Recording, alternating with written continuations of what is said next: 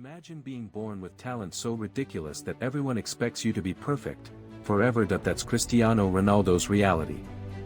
The man who's not just a soccer player, but a walking, talking, brand spanking new definition of perfection. But what if all that fame, fortune, and skill actually sucks? Cristiano Ronaldo. One of the greatest football players ever. 5 Ballon d'Ors. Over 800 career goals. Billion-dollar sponsorships. Private jets. Supercars. Sculpted like a Greek god. You'd think, wow, what a life. But have you ever stopped to think, what if you were him? Or what if you were born into his life?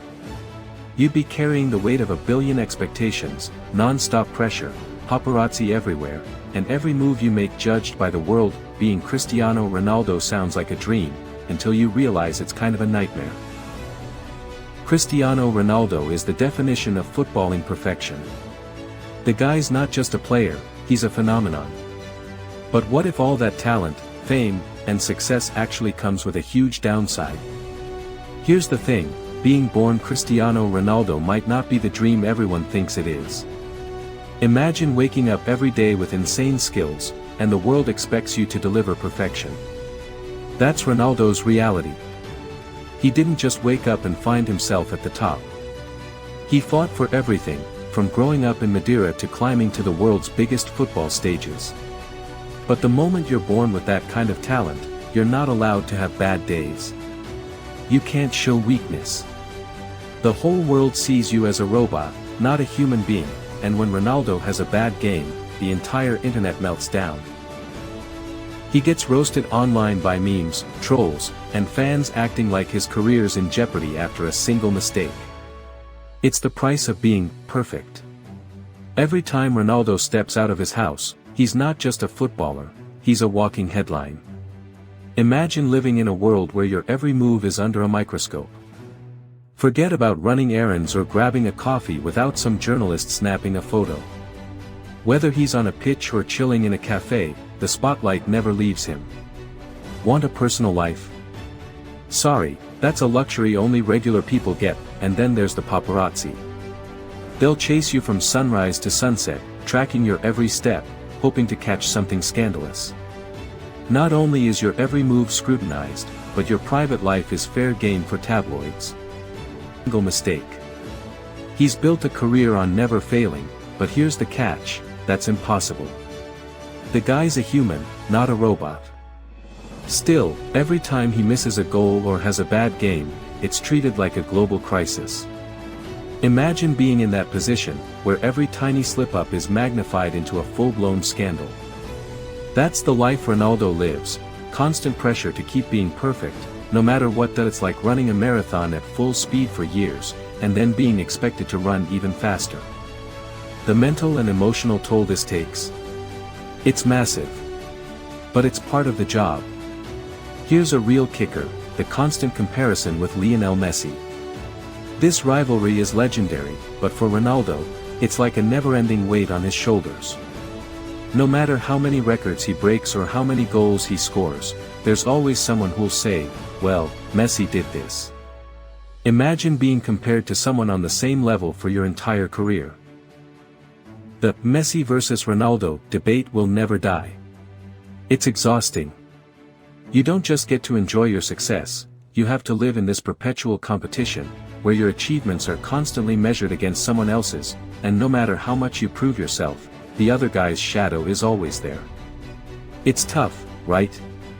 We all know Ronaldo's a billionaire, living the high life with endorsement deals, real estate, and sponsorships. But here's the twist. What if that money comes at the cost of your peace of mind? Sure, he's got everything, but that wealth also means people treat him like a walking ATM. It's hard to know who's real when everyone around you has an agenda. You can't even let your guard down. If you buy a car that's not up to the standard, if you don't wear the right brand, the world notices. People judge you based on the image you've built, and if that image slips, so does their perception of you. You think, Ronaldo's rich, famous, and powerful. What does he have to complain about? But just because you're wealthy doesn't mean you're immune to problems. Ronaldo's personal struggles, from family issues to injuries and even the tragic loss of his son, are all public knowledge. And here's the kicker: if he shows vulnerability, he gets criticized for not being tough enough. Everyone thinks they know him, but they only see a fraction of his life. And when something goes wrong, the world is right there to remind him he's not perfect. Here's another thing people don't think about: retirement. Ronaldo's been at the top of his game for years, breaking records and living out a dream many only fantasize about. But when you're Cristiano Ronaldo, there's no smooth exit. You're always asked, when are you going to retire? It's a constant question mark hanging over his head, and when he finally does retire, will people still care?